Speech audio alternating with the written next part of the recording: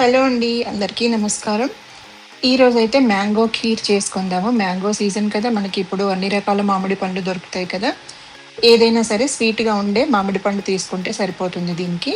నేనైతే ఇక్కడ బంగనపల్లి మామిడి పండే తీసుకున్నాను. ఒక ఫుల్ మ్యాంగో మొత్తం తీసుకున్నాను పెద్దది. ఇక్కడైతే నేను ఒక అర లీటర్ పాలు తీసుకుంటున్నాను. ఇవి ఫుల్ క్రీమ్ మిల్క్. ఈ పాలని స్టవ్ మీద పెట్టేసి హై ఫ్లేమ్‌లో మరిగించుకోవాలి.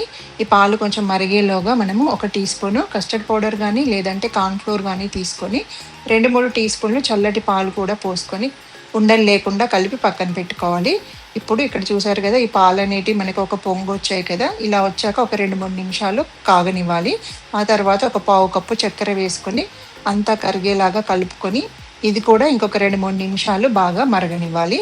తర్వాత ఇప్పుడు మనం ముందుగా కలిపి పెట్టుకున్నాం కదా కస్టర్డ్ పౌడర్, అది కూడా వేసి ఇంకా ఒక 2, 3 నిమిషాలు ఇలా తిప్పుకుంటూనే ఉండలు కట్టకుండా కలుపుకుంటూ మరగనివ్వాలి. మరీ ఎక్కువగా చిక్కబడాల్సిన అవసరం లేదు. ఎందుకంటే మనకి చల్లారాక కూడా చిక్కబడుతుంది. దీంట్లో మళ్ళీ మనము మామిడి పండు గుజ్జు వేస్తాం కాబట్టి ఇంకా చిక్కగా అయిపోతుంది. ఇక్కడైతే నేను ఒక పావు కప్పు కోవా తీసుకుంటున్నాను.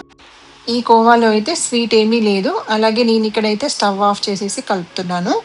మీకు ఒకవేళ ఇలా కలుపుకోవడం ఇబ్బంది అనిపిస్తే కస్టర్డ్ పౌడర్ కలుపుకున్నాం కదా! ఆ టైంలోనే కొద్దిగా పాలు పోసి కలిపి పక్కన పెట్టుకొని కస్టర్డ్ పౌడర్‌తో పాటు ఇది కూడా వేసేసి కలుపుకోవచ్చు. ఇక్కడైతే నేను మ్యాంగో ఒకటి ఫుల్‌గా తీసుకున్నాను. కొన్ని ముక్కలు మాత్రం నేను పక్కన పెట్టుకున్నాను డెకరేషన్‌కి, అలాగే కీర్‌లో వేయటానికి.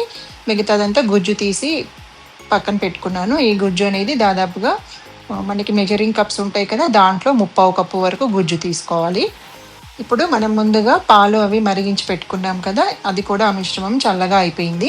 ఇప్పుడు అది వేరొక గిన్నెలోకి తీసుకొని, ఇప్పుడు మామిడి పండు గుజ్జు ఉంది కదా! ముప్పావు కప్పు, ఇది కూడా దీంట్లో వేసేసుకొని పైనుంచి కొన్ని డ్రై నట్స్ ఏవైనా వేసుకోవచ్చు. నేనైతే ఇక్కడ బాదం పప్పు, అలాగే జీడిపప్పు ముక్కలు వేసుకున్నాను.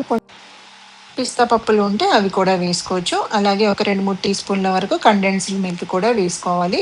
కండెన్స్డ్ మిల్క్ కనుక లేకపోతే కొంచెం కోవా ఎక్కువగా వేసుకోవచ్చు. అలాగే ఒక 2 టీ స్పూన్ల వరకు ఫ్రెష్ క్రీమ్ గానీ, లేదంటే పాలపైన ఉన్న మీగడ ఉంటుంది కదా! అదైనా వేసుకోవచ్చు. అలాగే ఒక 2 టేబుల్ స్పూన్లు మామిడికాయ ముక్కలు కూడా వేసుకొని, ఇదంతా ఈ పాల మిశ్రమంలో బాగా కలిసేలాగా కలుపుకోవాలి. మనకి చివర్లో డెకరేషన్‌కి కొద్దిగా పైనుంచి మళ్ళీ జీడిపప్పులు, బాదం పప్పులు, అలాగే మ్యాంగో ముక్కలు కూడా వేసుకుంటే మనకి మ్యాంగో ఖీర్ అనేది రెడీ అయిపోతుంది. దీన్ని ఫ్రిడ్జ్‌లో పెట్టేసి ఒక అరగంట లేదా గంట పాటు తర్వాత చల్లగా సర్వ్ చేసుకుంటే చాలా టేస్టీగా ఉంటుంది. ఇంటికి ఎవరైనా గెస్ట్స్ వచ్చినప్పుడు కూడా ఇలా చేసి పెట్టారనుకోండి, ట్రస్ట్ మీ, వాళ్ళైతే అస్సలు నమ్మరు మీరు ఇంట్లో చేశారని, బయట నుంచి తెప్పించారని అనుకుంటారు. అంత టేస్టీగా ఉంటుంది. ఒక్కసారి ట్రై చేయండి. అలాగే మీకు గనుక ఈ రెసిపీ నచ్చినట్లయితే లైక్ చేయండి, షేర్ చేయండి, కమెంట్ చేయండి. కొత్తగా మన ఛానల్‌ని చూస్తున్న వాళ్ళైతే ప్లీజ్ సబ్స్క్రైబ్ చేసుకోండి. Thank you for watching.